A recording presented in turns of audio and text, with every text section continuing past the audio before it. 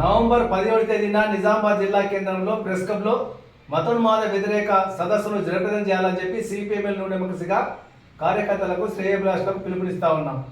ఎందుకంటే గత 10 ఏళ్ల పరిపాలనలో నరేంద్ర మోడీ బీజేపీ పార్టీ ప్రజలకు ఇచ్చినటువంటి హామీల్ని విస్మరించి కార్మిక రైతు వ్యతిరేక విధానాలు అవలంబించింది.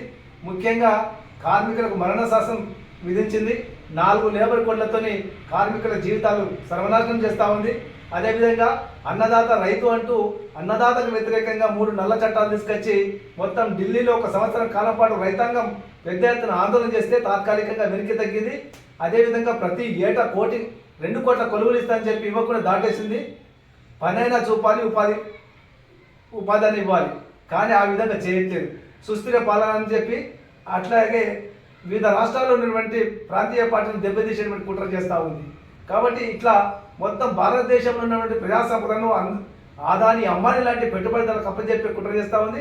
యావత్ మొత్తం ప్రభుత్వ రంగ సంస్థలన్నీ కూడా వేలం చేస్తూ ఉంది. ఈ విధంగా రైతు, కార్మిక, విద్యార్థి విభజన వ్యతిరేక విధానాలు అవలంబిస్తూ ఉంది. అట్లాగే మహిళా వ్యతిరేక విధానాలు అవలంబిస్తూ ఉంది. కాబట్టి కలిసి ఉన్నటువంటి ప్రజల మధ్య వైషమ్యాలు, భావోద్వేగాలు రెచ్చగొడతా ఉంది. కులం, మతం, ప్రాంతీయమైనటువంటి భేదాలు రోజు పెరుగుతూ ఉన్నాయి. కాబట్టి వీటన్నింటినీ కూడా అర్థం చేసుకొని ఈ మతోన్మాదాన్ని ఏ విధంగా ఎదుర్కోవాలని చెప్పి కమ్యూనిస్టు పార్టీలు ఆలోచన చేస్తూ ఉన్నాయి. కాబట్టి అందరూ కూడా ఈ యొక్క సదస్సులో పాల్గొనాలని చెప్పి మేము విజ్ఞప్తి చేస్తూ ఉన్నాం.